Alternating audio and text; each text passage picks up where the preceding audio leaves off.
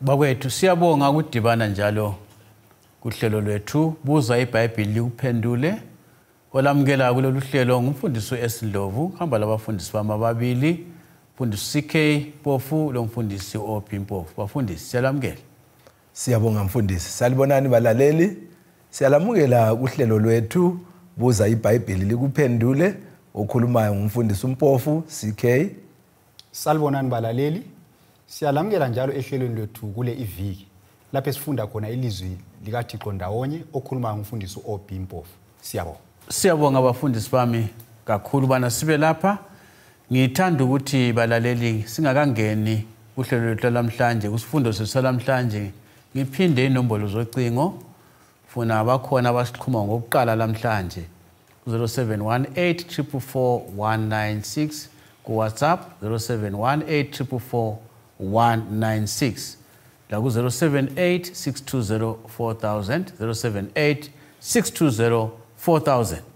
Bafundisi, ake sikhangele indaba yethu namhlanje. Sikhangela umpostoli Paul lemthetho eli10. Kuvike lipheliyo sikhangela umpostoli Paul labanye oJakobe labanye abanjalo, kodwa namhlanje sikhangele yena sibili manqama. Kulebala lapha engifuna silikhangele elesilungu engifuna ukubana silichasise bafundisi. Funa bakhona abafundi beBhayibhili abanye abasilaleleyo kuthiwa ngama theologians. Ibala elihlona legalist or legalism le antinomianism. Amabala lamabili ake siwakhangele ngabantu abanjani laba kuthiwa ngama legalist lama antinomian. uPaul singambala ukuthi wayeyi legalist waye antinomian. Siyabo. Sike sakuthinta emuva lapha. Nxa sikhuluma ngomuntu okuthiwa yi-legalist, sikhuluma ngomuntu othi yena usindiswa ngokugcina imithetho. Kumbe usindiswa ngemisebenzi yokugcina imithetho. Then nxa sikhuluma ngomuntu okuthiwa yi-antinomian, umuntu othi yena hayi mina kwami ngumusa umthetho kawusekho. Ukuthi anti kuthi uthi against the law. Umuntu ophikisana lo mthetho othi vele umthetho awusafunakali. So lapha umbuzo esifuna ukuthi siwuphendule yikuthi uPaul yena ukuluphi uluhlu. Ukulaba abangama legalist dina abathi sisindiswa ngomthetho, kumbe ukulaba bathi hayi umthetho awusasebenzi. Ngabamba umlomo mfundisi kule ngoma ethi children keep in the middle of the road. Ethi yona hlala nine center ngakwesokunene ingayi ngakwesokhohla. Sidinga ukuthi phakathi la phakathi kungala. Ilithi iBhayibhili. So sizafunda ke eBhayibhilini lapha le ivesi engizayifunda lapha nguRoma 10 verse 4. Amanye amavesi singafunda nguRoma 4 verse 13 sisiya ku16 noGalatians 3 verse 1 sisiya ku5. Ngenye ke amavesi la angathi ayenza abantu bengathi abazwisisi kuhle okukhulunywa nguPaul ngomthetho. Ithi yona lapha ngiyifunda ngeBhayibhili lesindebele ngoba uKristu uyawuqeda umlayo alethele bonke abakholwayo ukulunga. Into engathi iyaphica lapha enxa singayibala ngesilungu mfundisi. Uthe ngubani? nguRomans 10 verse 4. Lapha esilungini ithi for Christ is the end of the law. For righteousness to everyone that believeth. Siyabo. Ngifuna ukuthi esikhangele ibala leli lokuthi end lapha esindebele lithi uyawuqeda. Ibala leli ungalifunda ngolimi lwakhona. Lingatsho ukuthi uKristu uyinjongo. Ngesikhiwa kuthiwa is the aim kumbe the purpose of the law. Ngoba abaningi nxa besithi uKristu uyawuqeda kumbe is the end bahle bathi awusela mthetho. Akusadingakala umthetho. Kodwa ibala leli lithi ukuthi uJesu uyinjongo yomthetho. Kusithi ukuthi umthetho ukusa ngaphi kuJesu. Nothi ukuthi uJesu kubuya kwakhe kususa umthetho. Njengoba sike sakuthinta lapha ukuthi umthetho uyakutshengisa ukuthi uyisoni. Ube susiya kubani? kuJesu. Lalwana umlondolozo okhulume ngayo lo mlondolozo lwana esike samthinta ivike ephele ukuthi nxa sesikuJesu, uJesu esesisindisile ngomusa wakhe uyasinika imaturity yokuthi senelise ukugcina ini umthetho wakhe, nothi ukuthi yena uJesu sasusa umthetho. So yikho okukhulunywa la.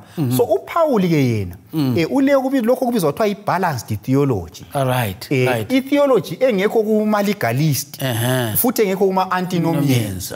uPaul katsho ukuthi umuntu usindiswa ngani ngokugcina imithetho kumbe ngemsebenzi futhi katsho ukuthi umthetho kawusasebenzi hayi kodwa uPaul ubeka okunye lokunye endaweni yakho uyaveza ukuthi umthetho uyasitshengisa isono uyasitshengisa ukuthi siyizoni nxa sesibonile ukuthi siyizoni sesisiya kubani kuJesu sesisindiswa ngomusa kabani kaJesu kubamba umlomo kancane mfundisi abafunde isifundo zeBhayibheli ukuthiwa ama theologians bayakwazi ukuthi uJacobe lobuJames ngesikhiwa nxa uMartin Luther umreformer wayebala laphana wafika walahla incwadi kaJacobe wathi epistle of straw wayilahlela khatshana wathi wayibalula incwadi yabe seRoma ungatsho kancane khonapho alright singayithinta indaba leyo khona phana uLuther kasazwisisanga ukuthi uPaul loJacobe bayavumelana ngoba indaba ehlupha lapha ukuthi uJacobe nxa ekhuluma uthi ukholo ongela umsebenzi kufile right aphinda athi uAbraham wasindiswa ngemsebenzi utho njalo uJacobe uPaul yena ngapha uAbraham wasindiswa ngomusa abantu labo babili ungathi bayaphikisana kodwa baphikisana kodwa bakhuluma ngezigaba ezitshiyeneyo ezokusindiswa kwaAbraham uPaul ukhuluma ngokusungulwa kosindiswa lukaAbraham ekuqaliseni uAbraham wakholwa kuNkulunkulu engenzanga lutho wasokubalelwa kuye njengani njengokulunga kodwa esekholiwe wasebenza eseveza ukukholwa kwabani kwakhe yikho sokukhuluma ngoJacobe ngale ukuthi uAbraham wasindiswa emsebenzi so uPaul ukhuluma ngokusungulwa kokholo uJacobe ukhuluma ngokuqhubeka kokholo so bonke bayavumelana ukukholwa kuza kuqala ngomusa umuntu usindiswa kuqala ngomusa ngokukholwa kuJesu then nxa esesinyisiwe ngomusa so kumele atshengise ngemisebenzi ngoba ukukholwa ngela msebenzi kunjani ufile so uPaul uthini uthi umuntu kasindiswa ngokugcina imithetho umuntu usindiswa ngomusa kodwa umusa kawulahli imithetho umusa uyancedisa ukuthi umuntu agcine umthetho ukugcina umthetho yibufakazi bokusindiswa ngomusa indaba emnandi iBhayibheli limnandi balaleli limnandi iBhayibheli nxa ulibala kakuhle abafundisi bayasincedisa la kule ndaba emfuna ukuyibuza futhi lapha mfundisi CK Mpofu uPaul ulwa lo mthetho yini umelana lo mthetho kumbusekela umthetho siyabonga mfundisi nani sesiziphinda kodwa siyagcizelela so iBhayibheli liza kuphendula ngisafunda lapha kwabaseRoma ngo7 ivesi ngelika 7 ithena ke pho ke siza kuthini na umlayo uyisono na phinde kodwa bengingayi kusazi isono uba bekungekho umlayo bengingayi kwazi umhawu uba umlayo ungachongo ukuthi ungabi lamhawu ngamanye amazwi uPaul kamelani lo mthetho uyabeka umsebenzi womthetho ukuthi yiwo otshengisa isono njalo yiwo othi ungahawukeli ukubeka kucace sensiya kuvesi ngo7 waseRoma ngo7 ivesi ngelika 12 ibisisithona ke uPaul lo esikhuluma ngaye ngakho ke umlayo ungcwele lo mthetho ungcwele ulungile muhle bese ngisehla futhi ngiye kuvesi ngo15 ungakahli mfundisi khonapho ohluchasise ukuthi uPaul nxa ekhangela umthetho ngiyakuzwa ukuthi kawuboni njengentembi siyabonga njengoba ke nxa ekhangela umlayo ubona umlayo ungcwele awubone njalo umlayo umuhle ngoba yiwo ositshengisa isono ungasitshengisa isono uyasiphelekezela futhi ukuthi uze sinqobe isono kumele senze njani so umuhle umlayo siyabonga siya ku verse 15 kusiya kwelika 25 lapha umpostoli Paul lapha uyakubeka kucace kumbe ngiyibale ukuze ngingayikhulumi ibale baba ithi ngitsho lezenzo zami kangiziqonde ngoba lokho engikwenzayo akusikho lokho engikuthandayo kodwa lokho engikuzondayo yikho engikwenzayo uba ngikwenza lokhu engingakuthandiyo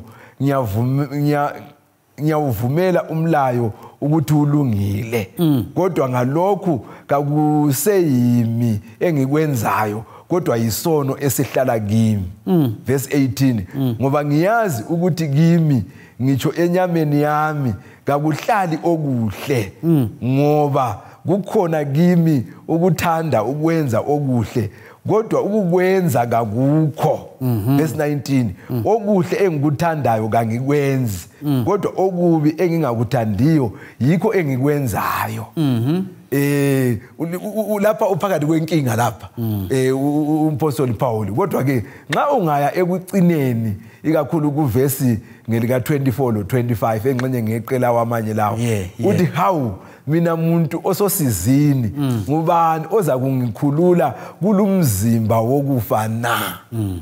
Abe sesithi eBhayibhelini lesikhiwa yilo engilithanda kakhulu kuvesi 25 uthi I thank God through Christ our Lord. La nxa esindebele bisisithi uNkulunkulu yedwa ngoJesu inkosi yethu, kabongwe uNkulunkulu ngoba nguye olamandla okungikhulula phakathi kwalumzimba wokufa. Othi la nxa ngifuna ukwenza okuhle ngisithola sengisenza okubi. Ngamanye amazwi ngoJesu kulula ukuthi senze okuhle esikuthola kusemthethweni kaNkulunkulu. Mfundisi uPaul lapha abanye bathi phela uyatshengisa ukuthi umthetho umthwalise nzima. Ka ngesilungu esithi is a positive view of the law. Bathi bona it's a negative view of the law ngoba uyakhuluma ukuthi nxa engifuna ukukwenza kanye angenelisa ukukwenza bese sikana anje wonke umthetho uyahlupha ngoba uPaul sokumenza ukuthi wena ehlule ukwenza kumele akwenze. Kasisindiswa ukugcina umthetho mfundisi wami. Kodwa ke sigcina umthetho ngoba senze njani? Sisindisiwe ngokukholwa kuJesu. So ke thina singakholwa kuJesu sokulula ukuthi umthetho kaNkulunkulu senze njani? Siugcine. Singakhuluma ngomthetho sichiya uJesu eceleni, then ke bonke kuyize nesi. Sichasisa njani istruggle sika Paul? Maybe singase siya phambili kuzavela. Ake sikhangele nini iTestament elidala ithwayini le isivumelwano esidala lesitsha. Abanye bathi bona hayi umthetho ngesivumelwano esidala okamowe umthetho elishumi. Kodwa kulesivumelwano esitsha. Siyabonga. So lapha sizaqathanisa uKorinto wesibili ngo3. Ivesi ngu7 siya ku11. Loma Hebrew ngu8 ivesi ngu8 siya ku13. Ithi yona lapha ku 2 Corinthians 3 verse 7 zafunda verse 7 lo 8. Uba umlayo owawulotshwe ematsheni waletha ukufa. Kodwa wafika ulenkazimulo engaka. Kwaze kwathi abakuIsrayeli bahluleka ukukhangela ubuso bukaMose ngenxa yokukhazimula kobuso bakhe lanxa kwakuza phela. Pho-ke umlayo kamoya kawuyikuba lenkazimulo enkulu kulayo na. So lapha iBhayibheli iyaqathanisa isivumelwano esitsha lesidala. Engxenye singakuzwisa lapha ukuthi kulento uPaul ayichoyo leyinye angayichoyo. uPaul into ayichoyo lapha ukuthi isivumelwano sakuqala singathina sincane kulesi sivumelwano esitsha. Uyaqathanisa uthi yena nxa ukuthi ngale abantu babona inkazimulo kaMose besaba. Okukanganani nxa sesikhuluma ngesivumelwano esikhulu esilomlayo kamoya oyingcwele. Antu uyayibona indaba. Abe sithi yena ngale umthetho wawulotshwe ezibhebheni zamatshe. Kodwa ngapha katsho angakutsho lapha ukuthi umthetho kawukho. Kathi ukuthi esivumelwaneni esitsha akulamthetho. Ngoba vele ukuthi ukuze kube lesivumelwano kumele kube lani? Kumele kube lo mthetho. Kodwa uthi ngale umthetho wawubhalwe ezibhebheni zamatshe. Kodwa khathesi esivumelwaneni esitsha umoya engcwele sebhale umthetho ezinhlizweni zethu. Kusitsho ukuthi singafunda uGalatians 5 verse 22 to 23. Uyasitshela ngezithelo zikamoya ukuthi thina sesimachuwa umthetho sesiwazi. Asikuthi thina singabantu labana abafuna ukuthwalela umbhobho abalamba belandelelwa. Hayi futhi kufana lokuthi nxa umzali ekhulisa abantwana abantwana nxa besesebancane engcenye nxa kubhala umthetho babe lokho besafuna ukukhangela ngoba basesebancane. Kodwa nxa belokho beugcina umthetho lwana sebekhulile uyagcina unamathele ezingqondweni zabo bani zabo engcenye impilo yabo ube yiwo oyisimilo sabo abasadinga ube lokho besiyakhangela. Akuthi uthi awusekho umthetho wona unjani ukhona. Kodwa abantu laba sebemature sebewugcina ngoba usunamathele ezingqondweni zabo bani zabo. Yikho kuHebrews 8 ngali verse 8 usiya ku13 uthena ngilobe imilayo ngapi ezingqondweni lezinhliziyweni. Katsho ukuthi esivumelwaneni esitsha kusela mthetho. Hayi kodwa lesi isivumelwano sabantu abamature asebekubona uJesu esife esiphambanweni asebekwazi ukuthi isono siyabulala asebekwazi ukuthi uNkulunkulu luthando imithetho yakhe injani iluthando bayigcina ngoba bayamthanda. kakubuyeli yini mfundisi ukuthi abanye bathi bona hayi phela sisakhulumelane ngaliyana elishumi sibhaliwe phela enhlizweni kusivuna sitshelana ayibhalwe ematsheni kodwa lesibhaliwe so ngisakhulumelane ngayo sibhaliwe right ukuthi sisakhulumelane ngayo isibhaliwe kusitshengisa ukuthi anti njengamaKristu asikapheleli khathesi yikho imithetho lana singasithi silahliwe asikapheleli uNkulunkulu lokho esifundisa ngomoya wakho engcwele ukuthi sifunde ukumlalela so asingeke sathi hayi kanje sina sesingabaka moya asisekufana nomuntu othi sesingabaka moya saba liBhayibheli akuvumi ngoba akulamuntu osekwazi konke okungaphi okuseBhayibhelini sonke sadinga ukuthi sibe lokho sifunda umthetho kaNkulunkulu siyadinga ukuthi sibe lokho siufunda ngoba siyabe siqhubeka kwethu kusibabanzi nxa siqhubeka sikhula ekukholweni hayi siyabonga kakhulu bafundisi ake sikhangeleni incwadi yabaseGalatia 5 verse 19 mhlawumbe lamanye amavesi nxa kuvuma mfundisi impofu Roma 8 verse 7 uthi uPaul lapha sibonani uthini ngomthetho siyabonga mfundisi ngizaqala ngencwadi yabaseRoma ngo8 verse ngelika 7 ngizayifunda ngolimi lwemzini ngoba ulungani lukubeka kucace bese ngifunda futhi ngolimi lwesintu ithi yona ke because the carnal mind is enmity against God for it is not subject to the law of God neither indeed can be abese sithi nxa ngifunde esindebeleni lapha nxa belilalele ngolimi lwemzini lapha uthi yena ke ngoba ukunakana ngezinto zakwabantu kuyibutha kuNkulunkulu kakuzehliseli ngaphansi komlayo kaNkulunkulu impela kungeke kwenzeke ngamanye amazwi lapha impi yona leyana ebesikhuluma ngayo ikhulunywa ngumpostoli Paul ngale kwabaseRoma ngo7 laphana 15 kusiya ku25 ibangelwa ukuthi umuntu vele yena ngokwakhe ngemvelo yakhe uyibutha lentando kaNkulunkulu kodwa ke siyabonga ukuthi uNkulunkulu ngasichisi njalo ngoba ulendlela yokuthi singasizakala kanjani abese sithena ke imisebenzi le yenkanuko zenyama sithola kuGalatia ngo5 ivesi ngelika 19 kusiya kwelika 21 ngizayifunda futhi lapha ithi yona ke imisebenzi yomzimba isobala yiyo le ukuphinga lokungcola namanyala lokukhonza izithombe lokuthakatha lobutha lenkani lomona lolaka lokubanga lokuxabana lokwahlukana lomhawu lokudakwa lokuminza lokunye okunjalo ngiyalitshela nje ngoba ngalitshela ngaphambilini ukuthi abenza okunje kabayikulidla ilifa lombuso kaNkulunkulu uyacaca ke inkanuko imisebenzi yomuntu osenkanukweni zomzimba le inkanuko zenyama abese siyasinika ke impendulo yokugcina ke kwabaseGalatia ngo2 ivesi ngelika 20 yiyo ngifuna ukubana ke sigcine ngayo abese sithi ke ngibethelwe kanye loKristu kakuseyimi ophilayo kodwa uKristu uphila kimi ukuphila engikuphilayo khathesi ngikuphila ngokukholwa indodana kaNkulunkulu eyangithandayo yazinikela ngenxa yami usekubeka ke kube sobala ukuthi okwenza ukuthi athi ngiyabonga uNkulunkulu ngoKristu Jesu ongenza ukuthi lokho okubi engifisa ukuthi ngikwenze kangisakwenzi ngoba uJesu nguye osephila phakathi kwami ukuba khona phakathi kwami izithelo zakhe sezibonakala ukuthi umthetho kaNkulunkulu sengiwulandela ngoba ungitshengisa ukuthi kumele ngihambe ngendlela eqondileyo siyabonga ake sikhangele indaba yona le yemvelo yethewileyo okuthiwe ngesilungu i-carnal mind ingqondo engaphendukanga siyabonga yes so lapha nxa silokho silandela umkhumbulo wonalo umkhumbulo lo usitshela ukuthi umthetho kasohlupho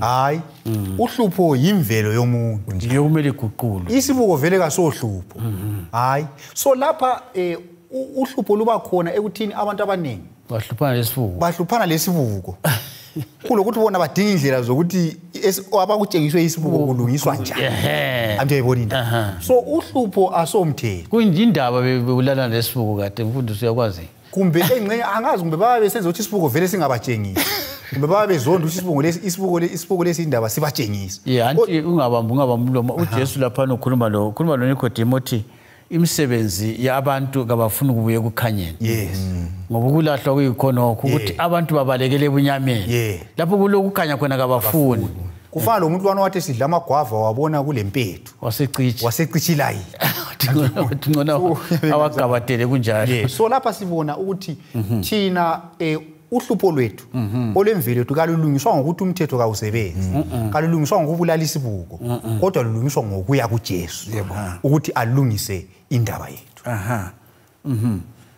siyabonga sesisiye emaphethelweni bafundisi sikhangela ukungaguquki komthetho esikhuluma ngawo bonani abalaleli ngiyabona liyasilandela ukuthi lokho sigcizelela ukuthi umthetho kawuguquki njengalokho uNkulunkulu engaguquki iBhayibheli lithini lapho uthini uPaul ngendaba lesikhulumayo mfundisi Mpofu siyabonga mfundisi sizafunda kwabaseRoma ngo13 sorry encwadini yamaHebheru ngo13 ivesi ngelika 8 ithi yona ke uNkulunkulu nguye izolo nguye namuhla nguye kuze kube nini nanini lokhu kusivezela ukuthi uNkulunkulu kaguquki akukhulume izolo ikwakukhuluma namuhla aza kukhuluma kusasa yikho ayikho khona namuhla ngoba umthetho kaNkulunkulu uveza isimilo sakhe uveza futhi lohulumende wakhe uNkulunkulu kaguquki ngabe uyaguquka abanye babathona hayi uzabona uNkulunkulu la uthi ayibese nilambile ngantshontsha kunjani what is situation ethics so kakumelanga thina silwisane lo mthetho umthetho usilungele ukuthi thina sisilungele ukungena embusweni kaNkulunkulu abanye bathi bona hayi uthando ikugcwaliseka komthetho babali Romans nguroma bani Roma 13 verse 8 ethi yona lingabi lo mlando emuntwini ngaphandle kokuthandana ngoba othandayo umakhelwane ugcwalise umlando bathi nxa ngithanda sengigcwalise umlayo sengiqedile angisadinga okunye ungayifunda kodwa kwampani yakhuluma futhi ngemilayo yona liyana verse 9 so esikutsho lapha kumbe okuchiyo iBhayibheli lapha yikuthi umlayo kaNkulunkulu vele uluthando ngoba uNkulunkulu uluthando nxa ngithanda uNkulunkulu ngiyagcina imithetho yakuqala engu4 nxa ngithanda umakhelwane ngiyagcina imithetho yokucina engu6 ngoba umthetho kaNkulunkulu asokuncindezela hayi ngumthetho wothando okusincedisa ukuthi siphile njani so engcenye mfundisi nginganika isibonelo sokucina ukuthi abanye abafana babedlala eground iground yabo yagebheka base becela imali ebazalini ukuthi balungise igodi leli bathi sebecela imali base bebuza ukuthi madoda indaba yegodi sizayilungisa njani abanye bathi asithengeni ambulance kwenza ukuthi abalimalayo beqhamuka sibe sibahambise esibhedlela abanye bathi asithengeni ifence sifence igodi leli kwenza ukuthi ungabe lo muntu olimalayo so abafana baphikisana abanye bathi sifuna iambulance abantu balimala sibase esibhedlela abanye bathi ifence ukuze kungalimali umuntu so abantu abaningi ivangeli lika Paul balithatha bafuna libe iambulance kuphela babe libe libahambise esibhedlela kuphela kodwa ivangeli lika Paul liye balance ivangeli lika Paul liyifence eyokuncedisa umuntu vele ukuthi angone avela angalimali so umusa kaNkulunkulu uyifence okusincedisa ukuthi singanjani singalimali kungenzakala ukuthi umuntu alimali iambulance ibuya for emergency kodwa singeke saphila ngeambulance kuphela akuvumi khonoko hayi kule verse khona lapho mfundisi engifuna ukuyifaka khona lapho sesithinga isikhathi ungayithi ngamafitshane ngoba seRoma ngo5 ivesi ngelika 8 ithona ke kodwa uNkulunkulu uqinisa uthando lwakhe kithi ngalokho ukuthi uKristu wasifela siseze izona ngiyabonga mfundisi siyabonga abalaleli liyayizindaba iyachisa imnandi kodwa ngenxa yesikhathi sethu vumani sime lapho kwalamhlanje sihlangane njalo kuviki elizayo ngithanda ukuthi ngikhuthaze ukuthi bhalani phansi amavesi njalo lithumele imbiko yenu kunombolo zocingo eliziphiweyo kwasekuqaleni sidibane kuviki elizayo ngesikhathi esifana nayo inkosi ilibusise siyabonga